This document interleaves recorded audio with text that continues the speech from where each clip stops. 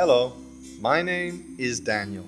I'm a professional actor living in Lethbridge, a creative and resilient little city nestled into the coulees amidst the vast prairie landscape of Alberta.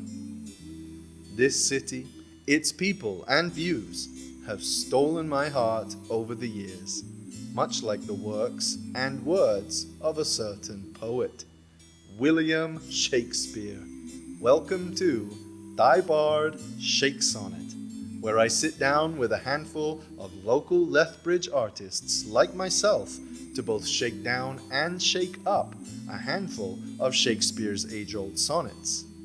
Each artist and I will discuss a single sonnet over the course of an episode before creating our very own in the next. 1, 2, 1, 2, 3, 4.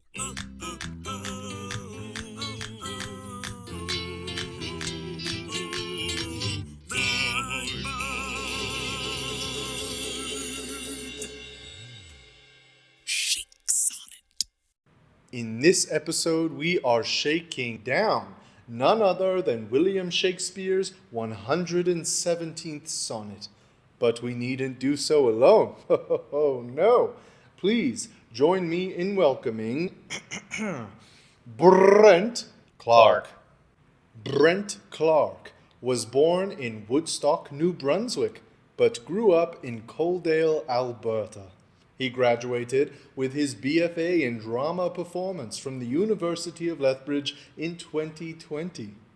Over the last 3 years, he's been developing his skills as an actor, improviser, and intimacy/fight coordinator. Brent loves storytelling and bringing characters to life on stage. Thank you so much for being here with me, Brent. And thank you to everybody tuning in. I do want to take a moment to acknowledge that we are on Treaty 7 territory, which is also home to Métis Nation Region 3. First things first, let's take a look at Sonnet 117 in its entirety.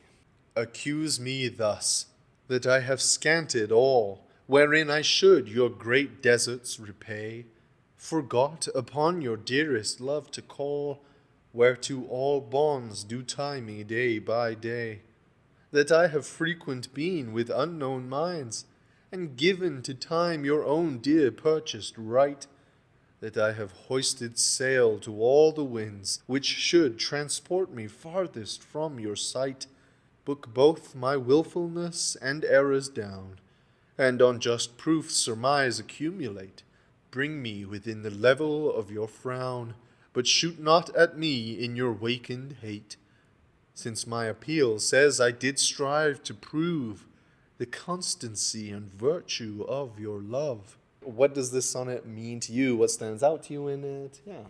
So for me, it's a poem of gratitude. I kind of apply it to famous boxers. Like they always recognize their coaches and all that stuff too. Like the people that are always literally in their corner. Yeah. And I think that's where that expression comes from. Right. But being grateful for the people that are with you through the thick and thins of things. So.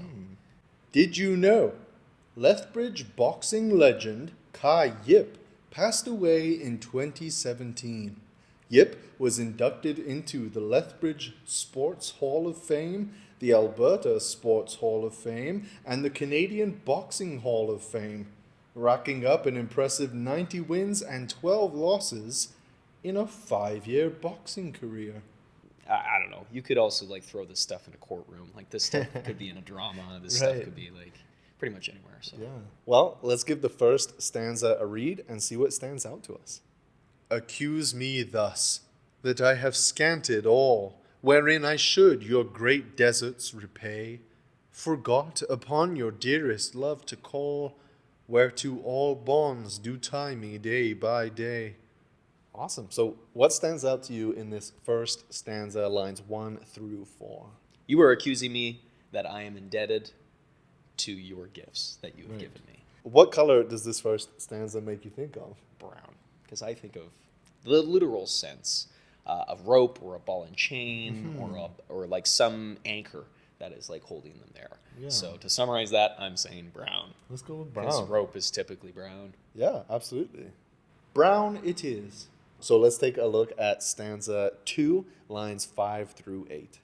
that I have frequent been with unknown minds, and given to time your own dear purchased right, that I have hoisted sail to all the winds, which should transport me farthest from your sight. What stands out to you in this second stanza here? What does it make you think of? I really like the boat imagery. Yeah, I love the boat imagery too. And like back then, when we think of getting away, I think most people are like, to go on holiday, you get a plane somewhere, like, whereas back then it would have been boats, right? Like you would have gotten on a boat to get somewhere, and it would have taken, I feel, so much longer. I really like also that I have frequent been with unknown minds. Maybe this person isn't willingly trying to be within the individual sites. So Right. I'm trying to get away from you, yet I still feel like your eyes are always after me. Type Oh, thing, right? okay. You know what I mean? So, Yeah. It also made me think this is a slightly different direction, but because when you first said that, I was thinking about like maybe they're trying to get away from this person to protect them. leaving those like secret messages, all that stuff.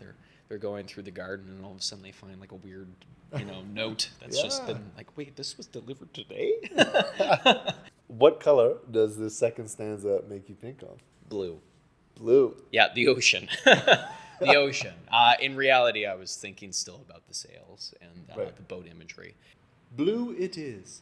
Let's take a look at stanza 3, lines 9 through 12. Book both my willfulness and errors down, and on just proof surmise accumulate.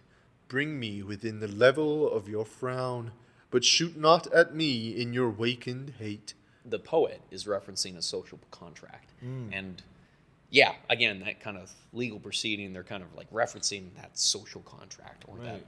physical contract, I guess. If that's What color does stanza 3 make you think of? again, I kind of feel like it's more of that contracty, like legal proceedings, all that stuff too. I'm gonna call it gray. Ooh, Yeah. gray. Yeah. Okay. It's kind of, well, literally that gray area when it came to this agreement that these two people had. That they entered into, Yeah. and maybe one wasn't quite aware of the specifics. Exactly. Interesting. Gray it is. So let's take a look at our rhyming couplet here at the end, lines 13 and 14. Since my appeal says I did strive to prove the constancy and virtue of your love. Okay, short and sweet. But what stands out to you, and what does this rhyming couplet make you think of at the end here? It makes me think of that fine print.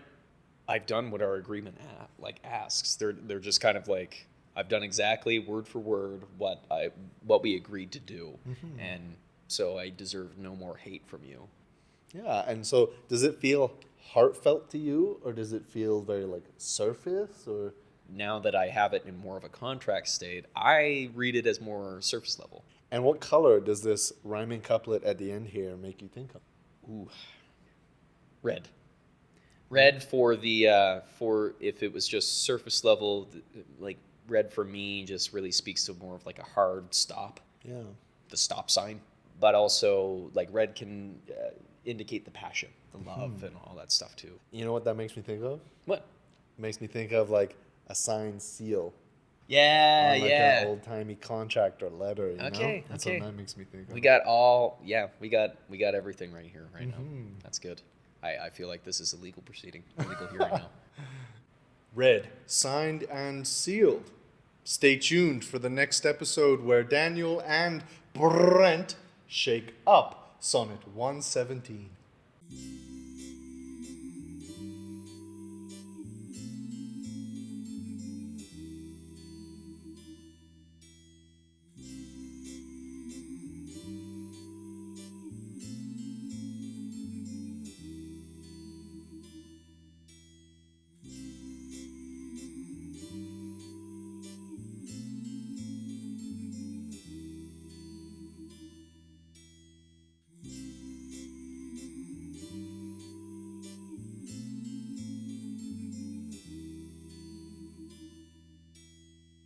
One, two, 1, 2, 3, 4.